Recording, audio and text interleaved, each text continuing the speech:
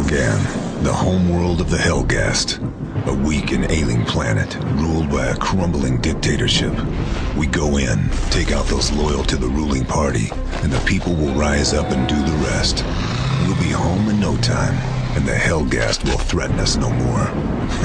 At least that's what they tell us. Me, I'm a soldier, and I trust my instincts. And my instincts are telling me something's not right. Guess we'll find out soon enough.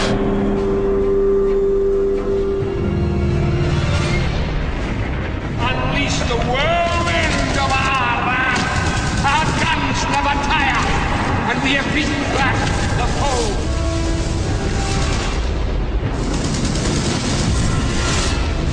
So we had this idea of a massive planetary invasion, and in Killzone 2 it's actually the first time that we're taking the war to the home planet of the Helghast. You're outgunned, you're outnumbered, and the notion is that you never quite feel safe. In Killzone 2, the theater of war and the feeling of war is really all around you. It's the eyes of battlecruisers in the sky that remind you of the epic war that you're fighting on the planet, but it's also the small things like walking around Helghast planet. And we try to really entrench this feeling of war in all the different elements. Immersion for Killzone 2 is really important for us. So we removed all the distractions, such as the HUD, for example, which always sits in between the player and the actual world. We wanted to make the player feel vulnerable, so we have a lot of things going on that make him feel that he's really there. Another thing we try to do is make the player feel physically connected to the world. There is this valve that you can turn, and you use the 6-axis controller. That really makes the player feel more immersed. We've made everything first person. For example, helping a buddy up a higher area is in first person. If the player dies, the camera will fall over in first person. Because every time you pull out the camera and make a third person shot, it breaks the sense of immersion.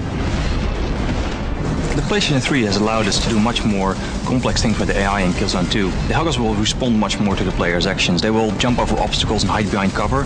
And if you shoot the cover, they will rethink what to do and make another plan. The hit response system in Killzone 2 has become one of the most important mechanics in the game. And to make that as realistic as possible, we spent a lot of time on making this system really work well.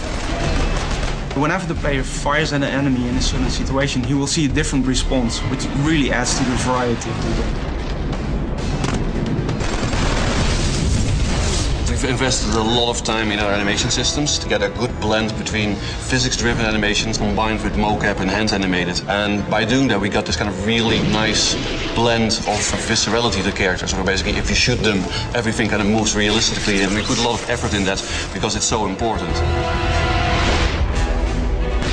Every hit in our game has got to create a very dramatic impact.